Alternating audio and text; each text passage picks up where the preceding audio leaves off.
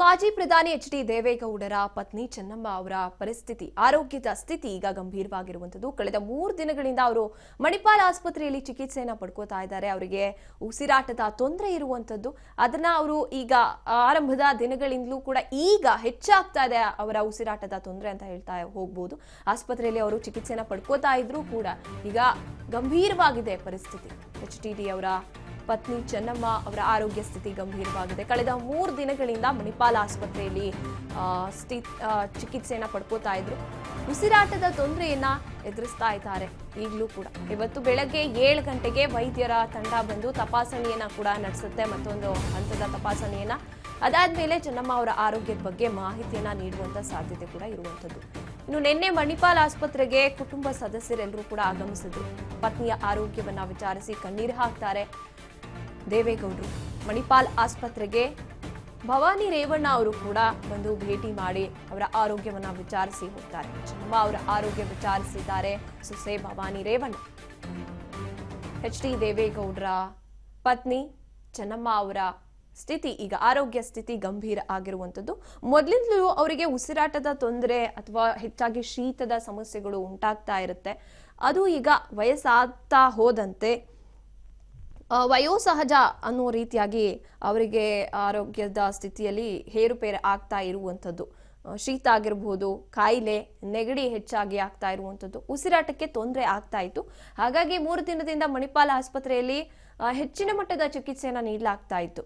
ಇನ್ನು ನಿನ್ನೆ ಬರ್ತಾರೆ ಕುಟುಂಬಸ್ಥರೆಲ್ಲರೂ ಕೂಡ, ಇನ್ನು ಅತ್ಯಾಪ್ತ ಕುಟುಂಬ ಸದಸ್ಯರು ಜೊತೆಗೆ ಅವರ ಸಂಬಂಧಿಕರು ಎಲ್ಲರೂ ಕೂಡ ಬಂದು ನೋಡ್ಕೊಂಡು ಹೋಗುವಂಥದ್ದು ಅಥವಾ ಅಲ್ಲೇ ಉಳ್ಕೊಳ್ಳುವಂಥದ್ದು ನಡೀತಲೇ ಇದೆ ಮಣಿಪಾಲ್ ಆಸ್ಪತ್ರೆಯ ಆವರಣದಲ್ಲಿ ಅಂತ ಹೇಳ್ಬೋದು. ದೇವೇಗೌಡರು ಕಣ್ಣೀರು ಹಾಕ್ತಾರೆ ಅವರ ಪತ್ನಿಯ ಸ್ಥಿತಿಯನ್ನ ಕಂಡು. ಇನ್ನು ಮಣಿಪಾಲ್ ಆಸ್ಪತ್ರೆಯಿಂದಲೇ ನಮ್ಮ ಪ್ರತಿನಿಧಿ ಅಜಯ್ ನೇರ ಸಂಪರ್ಕದಲ್ಲಿ ನಮ್ಮೊಂದಿಗಿರ್ತಾರೆ. ಎಸ್ ಅಜಯ್, ಈಗ ಗಂಭೀರ ಸ್ಥಿತಿಯಲ್ಲಿ ಇರುವಂತದ್ದು ಅವರ ಆರೋಗ್ಯ, ಚೆನ್ನಮ್ಮ ಅವರ ಆರೋಗ್ಯ. ಯಾರ್ಯಾರೆಲ್ಲ ಬಂದು ನೋಡ್ಕೊಂಡು ಹೋಗುವಂತ ಕೆಲಸ ನಡೀತಾ ಇದೆ? ಇನ್ನು ವೈದ್ಯರೇನಾದ್ರೂ ಮಾತನಾಡೋ ಪ್ರಯತ್ನ ಏನಾದ್ರೂ ಮಾಡ್ತಾ ಇದ್ದಾರಾ ಅಂತ?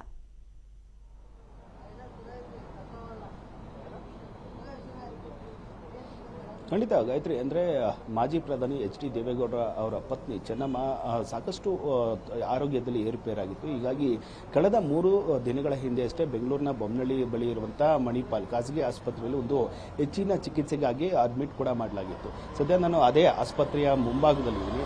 ಈ ಒಂದು ಬೊಮ್ಮನಹಳ್ಳಿ ಬಳಿ ಇರುವಂಥ ಈ ಒಂದು ಮಣಿಪಾಲ್ ಆಸ್ಪತ್ರೆ ಏನಿದೆ, ಇಲ್ಲಿ ಎಮರ್ಜೆನ್ಸಿ ವಾರ್ಡ್ನಲ್ಲಿ ಇಟ್ಟು ಅವರಿಗೆ ಹೆಚ್ಚಿನ ಚಿಕಿತ್ಸೆಯನ್ನು ಕೂಡ ಕೊಡಲಾಗ್ತದೆ. ಯಾಕಂದರೆ 3 ದಿನಗಳ ಹಿಂದೆ ಅಷ್ಟೇ ಅವರಿಗೆ ಸಾಕಷ್ಟು ಉಸಿರಾಟದ ತೊಂದರೆ ಇತ್ತು ಅಂತ ಹೇಳಿ ನೇರವಾಗಿ ಅವರ ಕುಟುಂಬಸ್ಥರು ಇಲ್ಲಿ ಆಸ್ಪತ್ರೆಗೆ ಸೇರಿಸುವಂತ ಕೆಲಸವನ್ನ ಮಾಡಿದ್ರು. ಜೊತೆಗೆ ನಿನ್ನೆ ಬೆಳಗ್ಗೆ ಕೂಡ ವೈದ್ಯರಿಂದ ಒಂದು ತಪಾಸಣೆ ಕೂಡ ನಡೀತು. ಯಾಕಂದ್ರೆ 3 ದಿನಗಳ ಹಿಂದಷ್ಟೇ ನಾರ್ಮಲ್ ಆಗಿದ್ರು. ಅದಾದ ನಂತರವಾಗಿ ನಿನ್ನೆ ಮಧ್ಯಾಹ್ನ ಸುಮಾರಿಗೆ ಅವರಿಗೆ ಸಾಕಷ್ಟು ಉಸಿರಾಟದ ತೊಂದರೆ ಆಗಿತ್ತು. ಅದೇ ರೀತಿಯಾಗಿ ವಯೋಸಹಜ ಕಾಯಿಲೆಯಿಂದ ಸಾಕಷ್ಟು ಬಳಲ್ತಾ ಇದ್ರು ಅಂತ ಹೇಳಿ ಸಾಕಷ್ಟು ಗಂಭೀರವಾದಂತ ಒಂದು ಉಸಿರಾಟದ ತೊಂದರೆ ಇತ್ತು. ಹೀಗಾಗಿ ಅವರನ್ನ ತಪಾಸಣೆ ನಡೆಸಿದಂತ ನುರಿತ ವೈದ್ಯರು ಕೂಡ ಈಗ ಆಲ್ಮೋಸ್ಟ್ ಅವರ ಆರೋಗ್ಯದಲ್ಲಿ ಸ್ಥಿತಿ ಏನಿದೆ ಅದು ಆಲ್ಮೋಸ್ಟ್ ಕಂಟ್ರೋಲ್ ಆಗಿದೆ.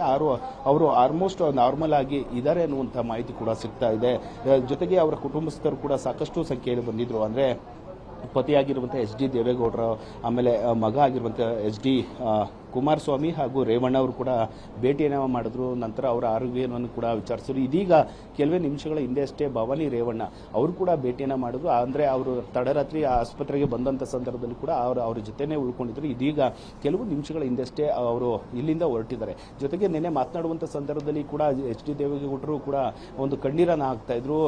ಅದ್ರ ಜೊತೆಗೆ ಕುಮಾರಸ್ವಾಮಿ ಕೂಡ ಮಾತನಾಡುವಂಥ ಸಂದರ್ಭದಲ್ಲಿ ಕೂಡ ಹೇಳ್ತಾ ಇದ್ರು. ಅಂದ್ರೆ 25 ವರ್ಷಗಳ ಹಿಂದೆ ಆಸಿಡ್ ಅಟ್ಯಾಕ್ ಆಗಿತ್ತಲ್ಲ, ಆ ಒಂದು ಸಂದರ್ಭದಲ್ಲಿ ಕೂಡ ಅವರು ಬದುಕೋದೇ ಡೌಟ್ ಅಂತ ಹೇಳಲಾಗ್ತಿದ್ರು. ಆದ್ರೆ ಅವರು ಪೂಜೆ ಮಾಡ್ತಿರುವಂತ ದೇವರು ಅವರನ್ನ ಬದುಕಿಸಿದ್ರು. ಅದೇ ರೀತಿಯಾಗಿ ಚಾಮುಂಡೇಶ್ವರಿ ದೇವಿಯನ್ನ ನಾವು ಆರಾಧಿಸ್ತೀವಿ. ಜೊತೆಗೆ ಅವರ ಆರೋಗ್ಯದಲ್ಲಿ ಎಲ್ಲಾ ರೀತಿಯಾದಂತಹ ಸಮಸ್ಯೆಗಳು ನಿವಾರಣೆಗೆ ಅವರು ವಾಪಸ್ ಮನೆಗೆ ಬರ್ತಾರೆ ಅನ್ನುವಂತ ಆಶಯ ಕೂಡ ವ್ಯಕ್ತಪಡಿಸಿದ್ರು. ಸದ್ಯ ಇವತ್ತು ಬೆಳಗ್ಗೆ ನಂತರವಾಗಿ ಮತ್ತೆ ನುರಿತ ವೈದ್ಯರು ಕೂಡ ಅವರನ್ನ ತಪಾಸಣೆ ಮಾಡುವಂತ ಕೆಲಸಗಳು ಕೂಡ ಆಗುತ್ತೆ. ಜೊತೆಗೆ ಅವರ ಆಲ್ಮೋಸ್ಟ್ ಈಗ ಆ ಹೆಲ್ತ್ ಕಂಡೀಷನ್ ಕೂಡ ನಾರ್ಮಲ್ ಆಗಿದೆ ಅಂತ ಮಾಹಿತಿ ಕೂಡ ಸಿಗ್ತಾ ಇದೆ. ಹೀಗಾಗಿ ನುರಿತ ವೈದ್ಯರಿಂದ ಕೂಡ ಮತ್ತಷ್ಟು ಚಿಕಿತ್ಸೆಯನ್ನು ಕೊಡುವಂತ ಕೆಲಸಗಳು ಕೂಡ ಆಗ್ತಿದೆ. Gayatri, yes, thank you Ajay, ನೀವೆಲ್ಲ ಮಾಹಿತಿಗಾಗಿ ಥ್ಯಾಂಕ್ ಯು. ಎಸ್, ಇದು ಸದ್ಯದ ಪರಿಸ್ಥಿತಿ ಆಸ್ಪತ್ರೆ ಆವರಣ.